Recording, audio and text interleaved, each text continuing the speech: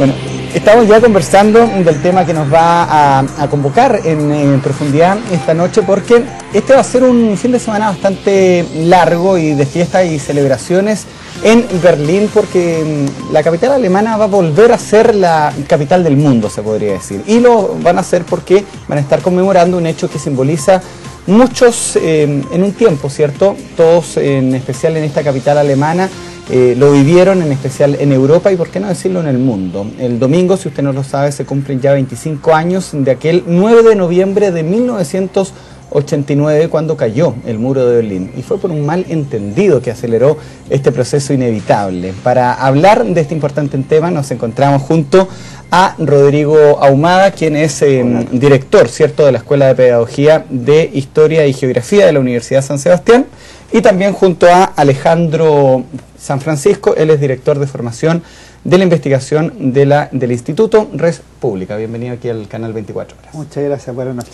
Bueno, ustedes acaban de participar en un seminario, en una charla que hubo en la Universidad San Sebastián. Tú expusiste, Alejandro, en este lugar, y tu exposición habló justamente o trató sobre el muro de Berlín y su significado histórico. Partamos de lo general para luego ir a lo particular, ¿les parece? Hablemos, porque el significado histórico de este muro que dividía no solamente a Alemania, sino que a dos formas radicalmente diferentes de ver el mundo. Tú ya has adelantado bastante en 1961, cuando se decide la construcción del muro de Berlín. En la práctica lo que se decide es ponerle un lugar físico a lo que Churchill describió años antes como el telón de acero que dividía a Europa entre el mundo occidental y el mundo comunista. Esto se mantuvo casi 30 años y la verdad es que era tremendo, porque las personas, así como en otras épocas se hicieron muros para no ser invadidos, en este caso se hace un muro para que la gente no se arranque, porque en 1961 muchos alemanes orientales pasaron a Alemania occidental, donde esperaban mejores condiciones de vida para ellos y para sus familias. Y el significado histórico de la construcción del muro, de los 28 años que duró el muro de Berlín y de la caída del muro, efectivamente marca la Guerra Fría, un momento culminante como fue la construcción, y el fin de la misma en 1989, como tú decías, como cuando inopinadamente de un día para otro cayó algo que la verdad es que se venía gritando por todos lados en los distintos países al este del muro. Claro. Rodrigo. Interesante porque simboliza lo que muy bien ha escrito Alejandro, pero al mismo tiempo es el símbolo del fin de una época que es trágica en la historia de la humanidad. Uno tiende a pensar que la historia a veces pareciera ser un divertimento. La historia tiene un sentido trágico, es decir, el siglo XX es el siglo de grandes tragedias. Es decir, nosotros, y muchos historiadores plantean, filósofos, sociólogos, que va a ser recordado como el siglo de los grandes genocidios de las ideologías totalitarias. El caso claramente del nazismo y el caso del comunismo. Entonces, si uno mira el muro es el último intento, si uno lo ve así, por preservar un orden que colapsó. Y ese orden es lo que normalmente suele llamarse el mundo moderno, o la modernidad, o la ilustración, o la modernidad iluminista. Y lo que surge después de la caída del muro es lo que los intelectuales actuales suelen llamar la post, a la cual algunos, entre ellos estoy pensando en Chile, Gabriel Salazar, por ejemplo, nos atreven a darle nombre. Puede ser la posmodernidad, puede ser algo, pero es la post, o sea, es decir, hay caen los grandes relatos, por ejemplo, marxismo, estructuralismo, constructivismo, y viene el retorno del sujeto y el retorno del individuo. Alan Turing, o sea, eso es muy importante porque lo que había dominado hasta ese momento eran las grandes estructuras. Claro. Y obviamente en esta caída viene la caída del Estado como sujeto. Si uno analiza bien cuál es el gran sujeto en el régimen nazi, en el régimen soviético, incluso lo que fue el fascismo italiano, es el Estado. En cambio, lo que viene después de los 80 hacia adelante, que coincide a final de los 80, es exactamente el retorno al individuo, el gran postergado del siglo XX. Ahora, podemos discutir después, y eso irá surgiendo del diálogo que se plantee, si ese individuo lo vamos a considerar una persona o no, esa es otra discusión. pero ya hay un retorno al individuo, y eso significa el fin, en caso de la historia, por ejemplo, de la gran escuela histórica que dominó el siglo XX, que fue la escuela de los anales. Claro.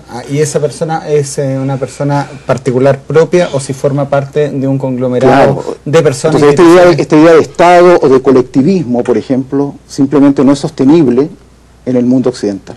¿Por qué hubo que construir un muro que separara a la Alemania? Porque eso no fue así desde el 41 o desde el 45, cuando cae Alemania de parte de los soviéticos y las tropas americanas, hasta el 61. O sea, es decir, hubo aproximadamente 6 años donde no fue necesario esta separación. Claro, primero una visión interna entre los países ganadores sobre Berlín, en que la Unión Soviética se queda con la parte este.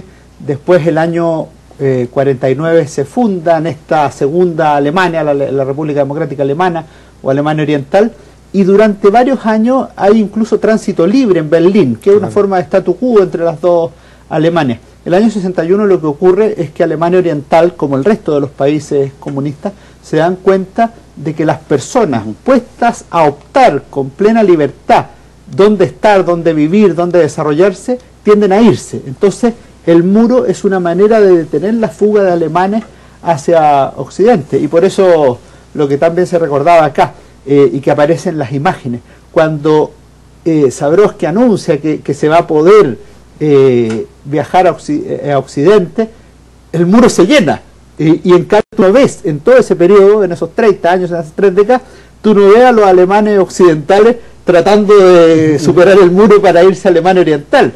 No, es al revés. Entonces hay que construirlo, porque es la única manera de detener la fuga. ¿Fue la Alemania democrática un proyecto fallido? No, la República Democrática Alemana es compleja la cuestión, porque es un régimen totalitario. O sea, yo creo que normalmente uno en filosofía política tiende a distinguir cosas que normalmente en el lenguaje común nosotros mezclamos, que es régimen autoritario, régimen dictatorial y régimen totalitario. Esto fue totalitario. Esto es totalitario. Claro. ¿Qué significa totalitario? Es notable el tema. Hay un gran filósofo del siglo XX, que es Paul Ricoeur, que señala que lo propio del régimen totalitario es que destruye todos los vínculos. No solamente los vínculos de la sociedad política, por ejemplo, se acaban los partidos políticos, las organizaciones, sino el vínculo más importante, que es el vínculo familiar. Tú, cuando estás en un régimen totalitario, tienes la obligación de denunciar a tus padres si tus padres son contrarios al régimen. Bueno, ahí estaba la Stasi. La Stasi. En el caso de la Alemania nazi fue igual. Si tú eras nazi, estabas formado como dentro de la juventud nazi, tenías la obligación moral, entre comillas, de denunciar a tus padres si tus padres eran nazis. Ahí queda de manifiesto que esto no es una ideología, ni nazismo ni comunismo, que se enfrentaban, los dos ocupaban el totalitarismo para aplicarlo a sus ciudadanos. Claro, entonces ahí después Alejandro puede completar y lo que estoy tratando de vislumbrarte. Entonces, no es menor, recordemos que en Chile está Margot Honecker. Claro. No es menor, que es una de las responsables, junto con Honecker mismo, te fijas, de la mantención del muro y de la Stasi, que es una de las policías más eficientes y eficaces en el mundo europeo oriental en el control de las libertades individuales. Claro, ella fue ministra de Educación también del régimen. Te fijas, entonces, y ahí el muro fue, o sea, tú literalmente, como lo señaló muy bien Alejandro, tú no puedes huir. El drama de un régimen totalitario, a diferencia de otros regímenes, es que mientras en otros países todo el mundo quiere entrar, en estos países todo el mundo se quiere ir, pero no puedes. Es bien interesante lo que tú acotabas y lo que ustedes acotaban en realidad de este símil entre los totalitarismos, porque efectivamente lo que lo refiere es el control total, lo define la superioridad del Estado sobre la persona, sobre el individuo. Pero además hay una cuestión muy notable: cuando se produce vamos a llamarla así, liberación de Europa, o sea, cuando se produce la derrota del nacionalsocialismo, de los primeros a entrar en Berlín ciertamente son los soviéticos, pero si uno analiza lo que se produjo en Polonia o en otros lugares, la verdad es que, como lo llamó un premio Nobel de literatura polaco, Czesław Miłosz, en el poder cambia de mano, la verdad es que el poder cambia de manos para llegar a lo mismo. O sea, lo que originalmente se pensó que era una liberación, otra novela interesante, se ve que al final termina la construcción de regímenes exactamente iguales a la Unión Soviética en los distintos sectores de Alemania, de Europa Oriental y Central, entre el año 45 y el 53. Esto lo ha narrado de manera extraordinaria Anne Applebaum en un reciente libro que se llama El telón de acero, que es muy interesante cómo se replica literalmente el modelo soviético en estos países, de manera que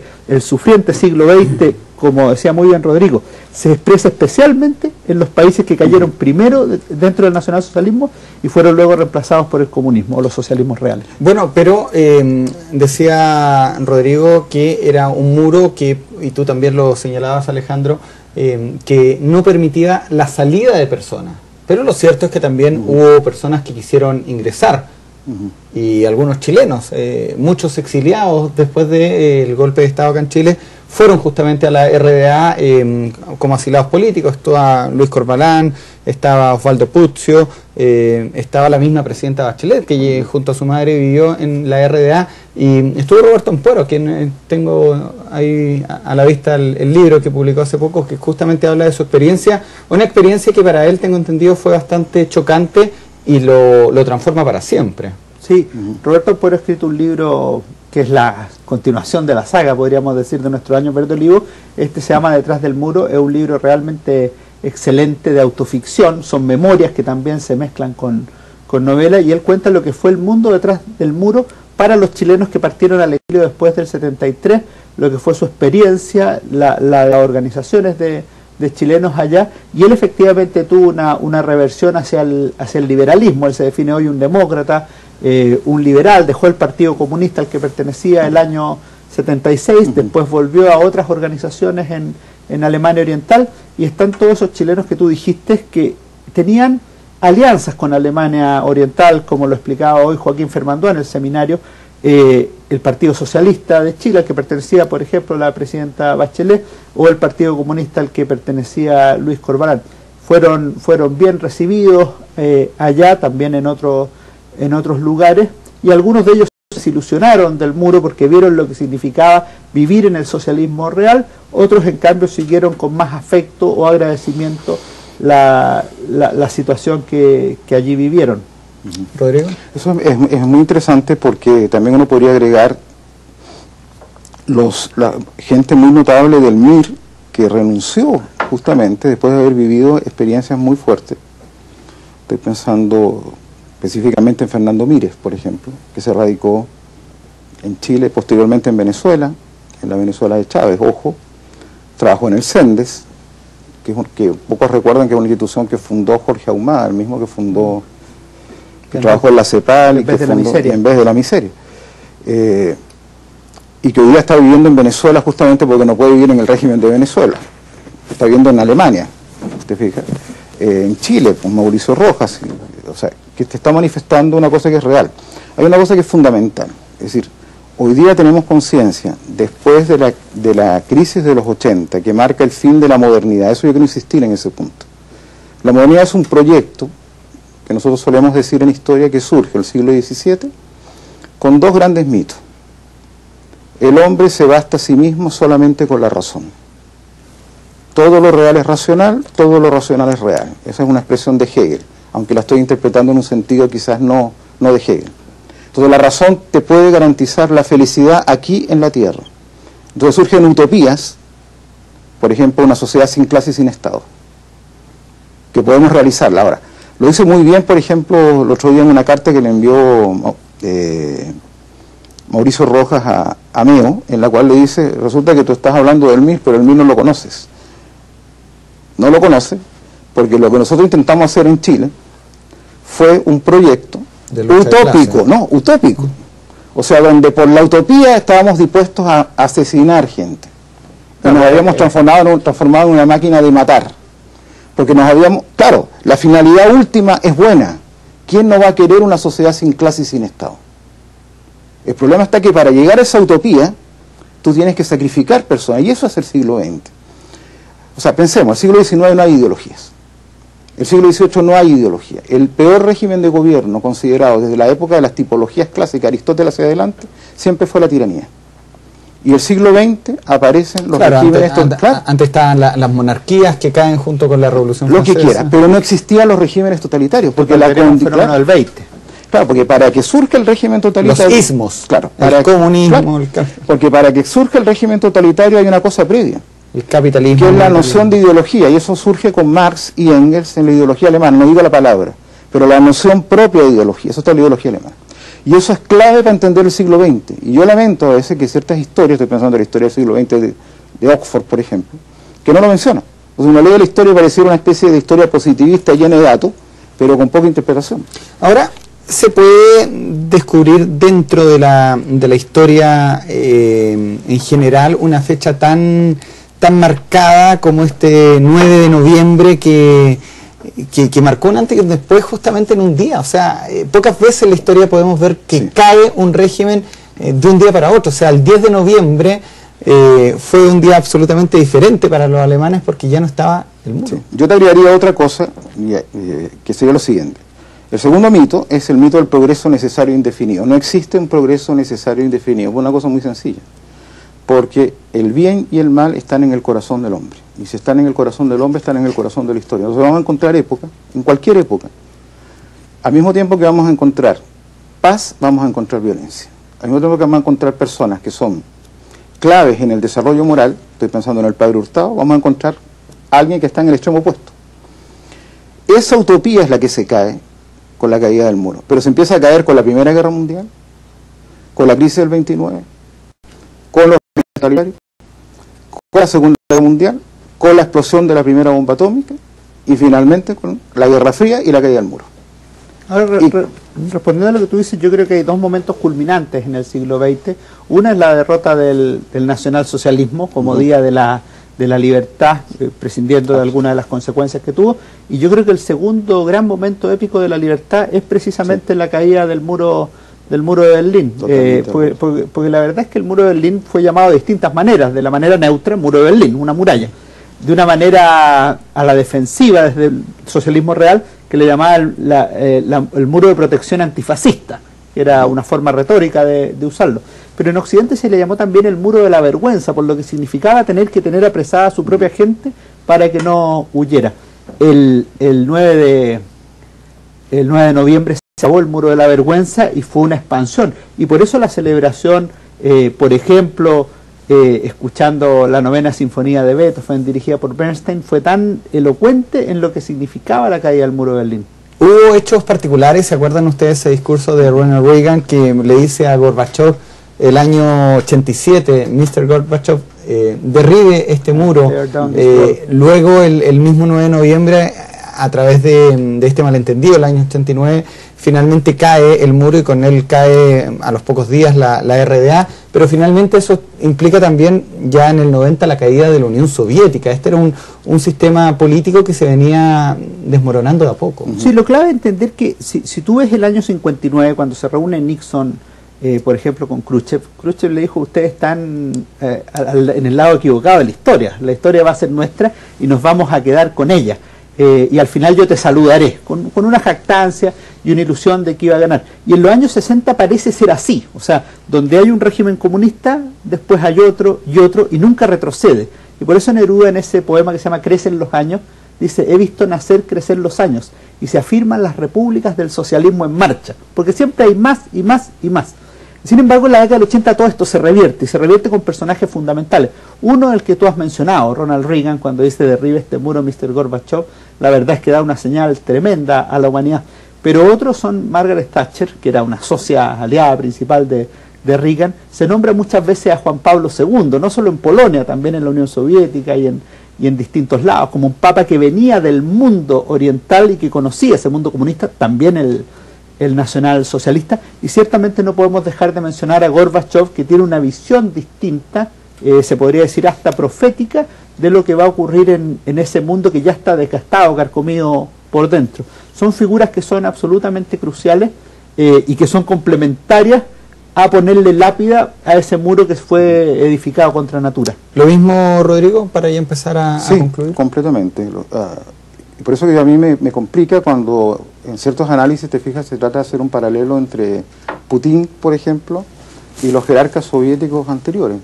Es muy complejo porque los jerarcas soviéticos anteriores están dominados por una ideología, que es la ideología totalitaria, en este caso la ideología marxista. O sea, a mí me da un poco la impresión del Putin de hoy que quiere volver a resucitar la vieja gloria rusa, claro, pero no necesariamente un totalitarismo. Para nada. Entonces ahí hay esta especie de lectura un poco, ¿cómo decirlo?, dietética, para decirlo de alguna manera, de la historia. No es eso. Entonces uno tiene que tener mucho cuidado en ese tipo de cosas. Él está tratando de recrear, si tú digas, el poder, el imperio, que fue el imperio soviético, imperio ruso, si tú quieres, que no es lo mismo, pero en otra lógica. Entonces, la crisis de los 80 es la crisis de las ideologías. Eso no quiere decir que las ideologías estén muertas, cuidado, porque las ideologías se cambiaron de lugar. Entonces, las ideologías, ¿dónde están presentes hoy día? Están presentes en América Latina. El socialismo del siglo XXI, Chávez, Correa, Maduro, es una traslación, casi un desfase histórico, porque en rigor, nosotros que formamos parte de Occidente, en el sentido muy amplio del término, deberíamos estar ya despidiendo esa ideología y están bastante enquistadas. O sea, no al derribarse un muro necesariamente se derriba una ideología. No necesariamente, no necesariamente. Desgraciadamente, en muchos países del tercer mundo, la ideología comunista es lo que Jean-François Revel, en ese libro notable, llama la supervivencia de la utopía socialista. Está presente más fuerte de lo que uno se imagina. Y ahí está, y ¿dónde aparece? Aquí hay un concepto que a mi entender es clave. El estatismo, no importa qué forma tenga, es una forma de totalitarismo. Es el Estado, porque el Estado es una institución al servicio del bien común a partir del principio de subsidiariedad. El estatismo es una ideología que hace del Estado un sujeto y coloca a la persona al servicio del Estado o hace de la persona un funcionario del Estado. Eso es Gramsci. Y eso es totalitario. Perfecto. A ver si podemos cerrar con una reflexión. Lo decíamos, este 9 de noviembre de este año se cumplen 25 años de aquel 9 de noviembre del año 89. ¿Cómo lo podemos mirar históricamente haciendo una conclusión general? ¿Qué significó? Y dándome la vuelta y terminando con el principio. Me contabas tú recién, Alejandro, que estuviste en Berlín hace un mes y hay celebraciones.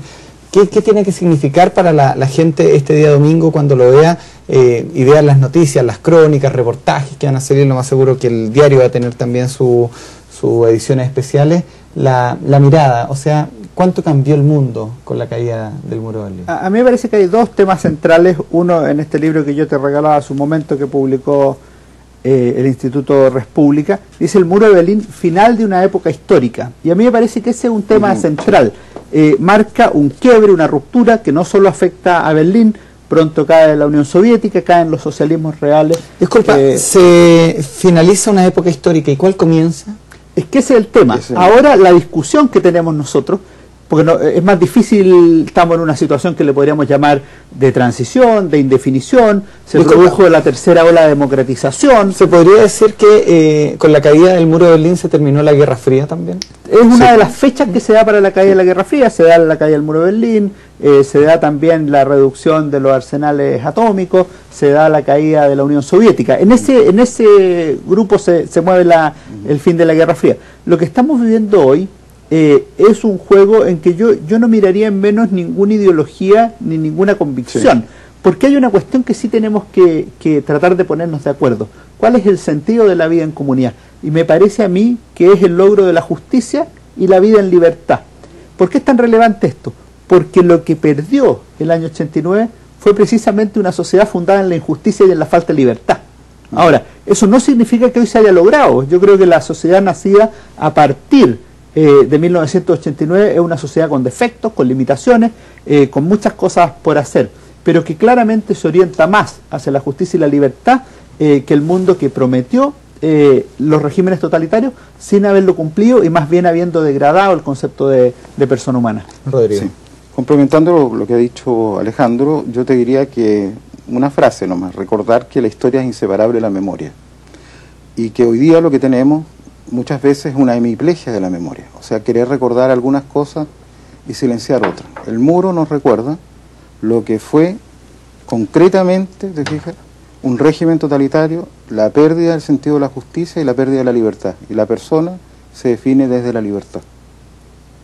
Interesante la reflexión justamente cuando hay toda una revisión histórica, uno cuando se hace memoria muchas veces de hecho se acuerda solamente de lo bueno, pero también hay elementos negativos. Rodrigo, muchas gracias. Gracias a ti. Alejandro, muchas gracias. Interesante el seminario que hubo, qué pena no haber podido estar presente ahí para escuchar a los demás. Te quedas con un buen libro ahí. Sí, vamos a leerlo y el de Roberto Ampuero, excelente. Va a estar ahí también pronto Roberto Ampuero en estas pantallas dando a conocer sus detalles del libro, que hay feria del libro, todo esto, y está, tengo entendido, el sábado a estar filmando ahí algunos. Y termina este domingo la feria. Así es, pues. Así que vamos a estar viendo no solamente los de Ampuero, sino que todos los libros que hay en conmemoración de este cuarto de siglo ya del muro que se derrumbó. Nos vamos a la pausa. 12 ya con 42. Volvemos de inmediato.